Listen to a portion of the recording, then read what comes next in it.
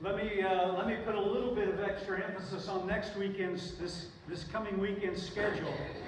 Friday will be Good Friday service at 7 o'clock here. If you want to do a little work in advance, do some preemptive study on a guy by the name of C.T. Studd. He was a kingdom stud for sure. And we're gonna put a little attention onto what God did in and through him Friday night, and the impact that the death of Jesus had in his life, and how it can challenge us. And then Saturday morning we'll be at the gym. Start praying, if you haven't already, for everybody that gathers there. We want the kids to have a good time and get, how much candy was it, Ken said? Lots and lots of candy, for which the local dentists are grateful for, all right? And we want that to happen, but for me, the great value is in making sure they understand the real celebration of the weekend. And that task will fall to me, and I'm happy to pick up that piece, and but pray that the Lord will communicate to the hearts of everyone gathered. And then Sunday morning, we will be together to celebrate the resurrection of our Lord. Fruit and donuts will be available prior to both services. So if y'all want to come a little early and you can get some goodies and then come up for service and then get out of the parking lot, because we'll have to use it twice next week with some intensity, all right? So before both services, we'll have that stuff available downstairs. All those years ago, they shouted Hosanna as he came into the city the week before his death and resurrection. It's a word that was a cry for salvation. They were asking for Jesus to save them. In Mark chapter 5, we're going to encounter some other folks who were crying out for Jesus to save them in a very different fashion. They had physical struggles, and struggles that were leaving them in a place of desperation. Maybe you and I can relate to that in some degree or another. Maybe not just like them, but we all have circumstances we face, and we're often left not knowing just for sure what to do or where to go. This chapter 5 will encourage us to look to Jesus in faith as opposed to fear. Chapter 4 came to a conclusion after Jesus had calmed the sea, and they were just amazed at what he had done. And he asked them, "Why are you afraid? Do you still have no faith?" Recognizing that they were still in the process of developing a response of faith as opposed to fear in the face of life's difficult circumstances, he takes them through a series of encounters with real-life people to help them see and experience what it looks like when one responds with fear instead of faith. And the first one would have been such an intimidating circumstance. Chapter 5, verse 1, it opens this way, of the Gospel of Mark. They came to the other side of the sea, into the country of the Gerasenes, and when he got out of the boat, immediately a man from the tombs with an unclean spirit met him, and he had his dwelling among the tombs. And no one was able to bind him anymore, even with a chain, because he had often been bound with shackles and chains, and the chains had been torn apart by him, and the shackles broken in pieces, and no one was strong enough to subdue him. Constantly, night and day, he was screaming among the tombs and in the mountains, gashing himself with stones. Desperation in the life of that individual. In terms of spiritual demonization, just exactly how that had taken place, we're not given privy to. It was a very prevalent thing to experience, be aware of, to observe in their culture in that day. We don't see it so much today. It manifests itself just like this, although I would suggest to you it is indeed happening. Back then, as Paul teaches us in 1 Corinthians chapter 10, all of the idolatry that they experienced so rampant in their culture, Paul says there was demonic influence behind that activity. They openly worshiped the demonic back in that day. Maybe that's what had caused this man to experience this intense demonic influence, we don't know for sure, but it had wrecked his life. We may not experience it or recognize it just the same, but how many of us have experienced, as a result of the decisions that we have made, some sort of similar wreck of life and the consequences that we have unleashed until life just seems unbearable, unmanageable, isolates us, ostracizes us from anything that would appear normal and desirable. But on this day, in verse 6, seeing Jesus from a distance, he ran up and bowed down before him. Whether that was this man being volitional and making a decision to come to Jesus, or whether it was the compelling of this demonic horde that he was experiencing, we don't know for sure. But shouting with a loud voice, he said, "What business do we have with each other, Jesus, Son of the Most High? I implore you, by God, do not torment me." For he had been saying to him, "Come out of the man, you unclean spirit." So there's this back and forth between the demonic and the actual physical reality in this man's life. And he was asking him, "What is your name?" And he said to him, "My name is Legion, for we are many." And he began to implore him earnestly not to send him out of the country. Now there was a large herd of swine feeding nearby in the mountain, and the demons implored him, saying, "Send us into the swine so that we may enter them." Jesus gave them permission, and coming out of the unclean spirits, entered the swine, and the herd rushed down the steep bank into the sea, and about 2,000 of them were drowned in the sea. What an encounter, right? And some people, I've heard suggested there really is no such thing as that demonic presence, but it leaves us having to try to explain how suddenly these 2,000 pigs ran down the mountainside and drowned in the sea. Something of spiritual calamity had taken place. Here was a man in dire straits, in desperation. And the response of the herdsmen they were very much frightened. And when all the townspeople got there, instead of celebrating seeing this man restored and in his right mind, rather they asked Jesus, "Hey, this is more than we can deal with." And they asked him to leave, just get out of town. But the one man who didn't respond that way, as Jesus was verse 18, getting into the boat, the man who had been demon-possessed was imploring him that he might accompany him. He knew what kind of change had taken place. The desperation that had wrecked his life was no more. Why would you not want to be with the person responsible for that? But he did not let him, but he said to him, "Go home to your people and report to them what great things the Lord has done for you, how he had mercy on you."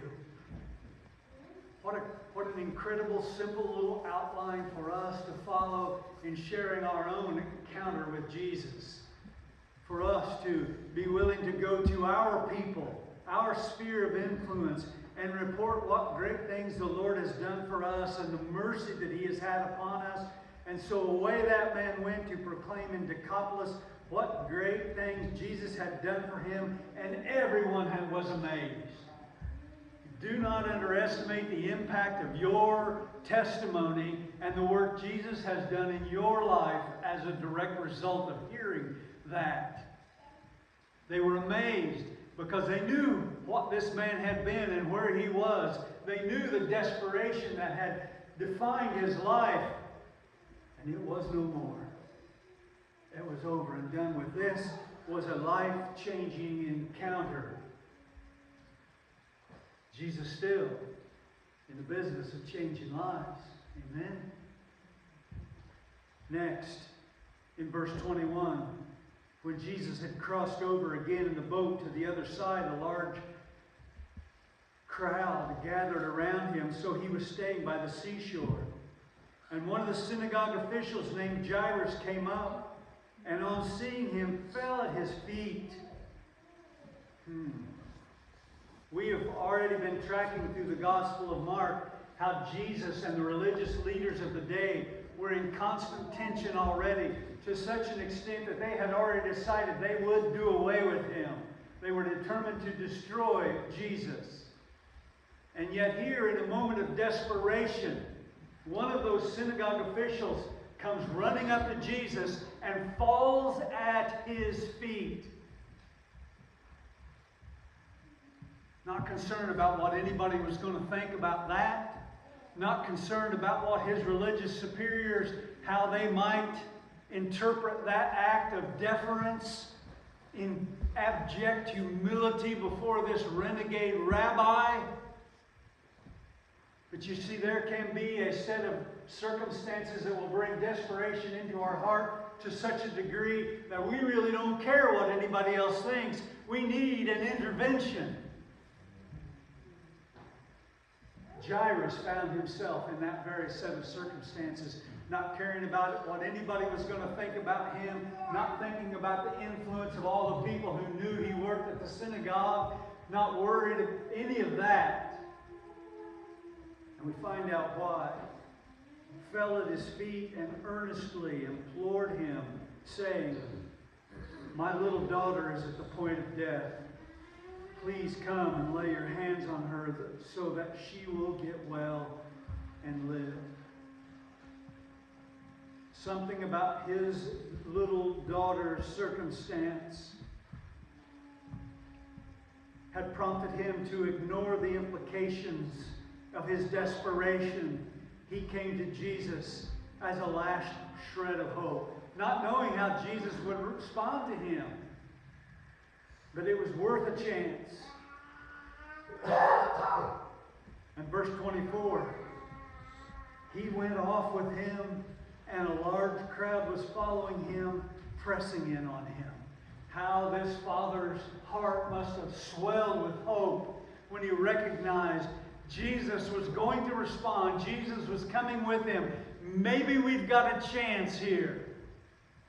And away they went. Now hit pause, and we find desperation situation number 3. We don't know for sure about the first man who was rid of a legion of demons, whether or not he acted volitionally. We know Jairus did. He made a decision to come to Jesus very publicly. He was a man of reputation and authority and power. Everybody would have, well, everybody, that's probably extreme, but lots of people would have valued Jairus, but not in our third encounter.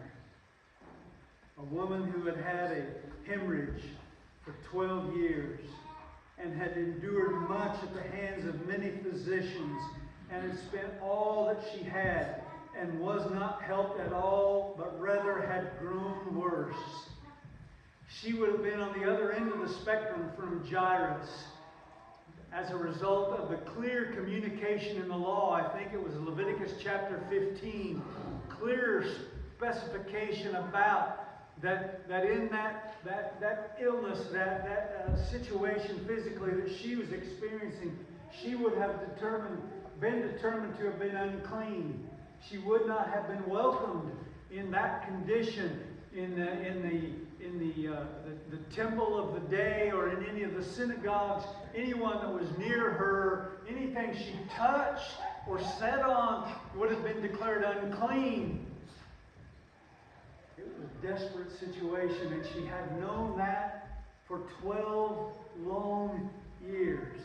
Can anybody even remember back to 2014? No, that's one thing I'm thankful for when I run across an occasional Facebook memory.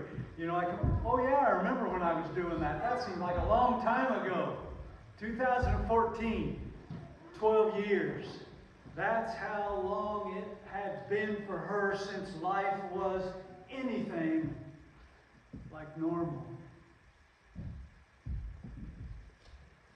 But she began to hear rumors about a man, a teacher, who was speaking incredible things and backing up that message with acts, unthinkable acts, miraculous acts. Maybe there was a hope, a chance. I wonder if on that day when she realized he was coming through, I wonder if she didn't add a little extra camouflage, disguise, so that she could move in through the crowd, because in 12 years her reputation would have been clearly established. Stay away from this gal unless you want to be out of the temple for a season here. She decided it was worth the risk. And as the crowd gathered, maybe nobody would notice. She wasn't going to be so brash as Jairus to get right up in Jesus' face and fall at his feet. She hoped maybe just to sneak in among the crowd and touch the hem of his garment as an act of faith. And so let's read. She'd had this hemorrhage for 12 months. Nothing was getting better. She exhausted her resources, physicians, and money to hire them. It just was getting worse. Verse 27, after hearing about Jesus, she came up in the crowd behind him and touched his cloak. For she thought, if I just touch his garments, I will get well. I don't need a captive audience, just a touch. Immediately the flow of her blood was dried up, and she felt in her body that she was healed of her affliction. Can you imagine the celebration that would have kicked off in her at that moment? All of that is over. It's done. It's behind me. He saved me. And she thought, I'm guessing maybe she would just slip away unnoticed. Not so fast. For immediately, Jesus, perceiving in himself that the power proceeding from him had gone forth, in this big crowd. And all of a sudden, Jesus knew somebody's life had been changed. Just, there it went. And he stopped. And I lost my place. Verse 31, there it is. He said, who touched me? And his disciples said to him, you see the crowd pressing in on you, and you say, who touched me? And he looked around to see the woman who had done this. Remember fear and faith? But the woman, fearing and trembling, aware of what had happened to her, came and now fell down before him and told him the whole truth. I was desperate, Jesus, and you've saved me. And he said to her, daughter, your faith has made you well. Go in peace and be healed of your affliction. Fear or faith? Jesus said to his disciples, why were you afraid? Do you have no faith? The townspeople saw the changed life in that Legion guy, and they were afraid.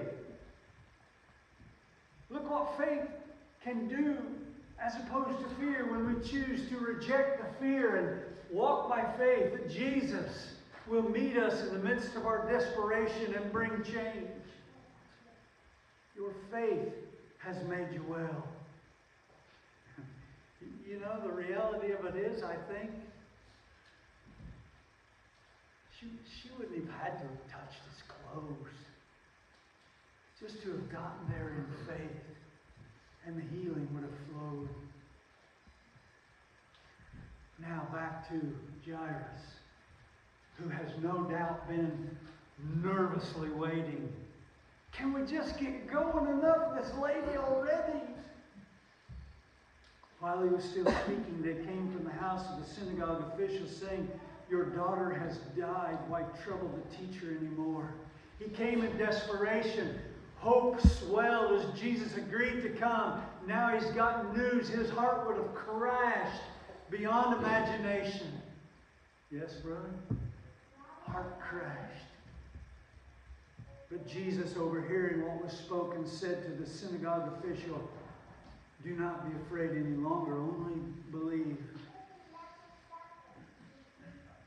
And they got to the house, and Peter and James and John were able to go along, and they came to the house of the synagogue official, and there was a great commotion of people loudly weeping and wailing, and he entered right in, and he said, "Wow, what is all this commotion and weeping? The child hasn't died, but is asleep." And they began to laugh at him. We don't always respond in the midst of our desperation appropriately. They laughed at Jesus, and he just ran them out of the house. He put them all out. And he took along the child's father and mother and his own companions and entered the room where the child was, and taking the child by the hand, he said to her, "Talitha cum," which translated means, "Little girl, I say to you, get up." And immediately the little girl got up and began to walk. She was 12 years old. And immediately they were completely astounded. Yeah, classic understatement there, right? They were in the midst of weeping the death of their daughter, 12-year-old daughter. And then he said, strict orders that no one should know about this. Interesting little bookends. Jesus is carefully managing the revelation of his person. He says to the man of the legion, "Go back to the Gentile cities of the Decapolis and tell everybody what the Lord has done for you." But here to this little Jewish family, let's keep this under wraps. Not time yet for everybody to know. Carefully managing the revelation of who he was and what he was up to until the time would come when he would say, "It's time. It's time for my mission to be accomplished. I will lay down my life.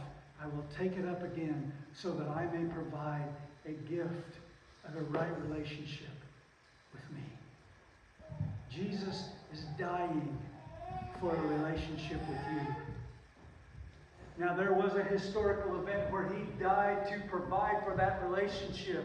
But the reality is, as a result of that, he is dying to have a relationship with you, to meet you in the midst of whatever desperation it is that you face today, to bring a deliverance that he knows will be perfect and tailor-made just for your good and his glory.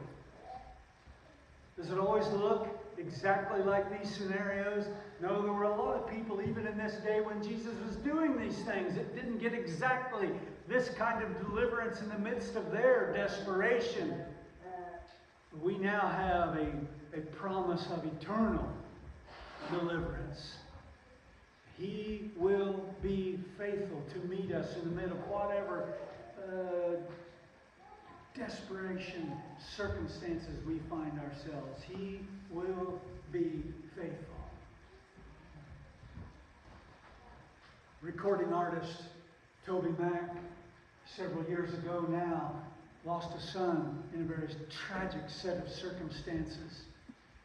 And it just sent that family into a season of desperation where they sought the Lord, trying to understand and trying to figure out why the Lord would choose to allow such a thing.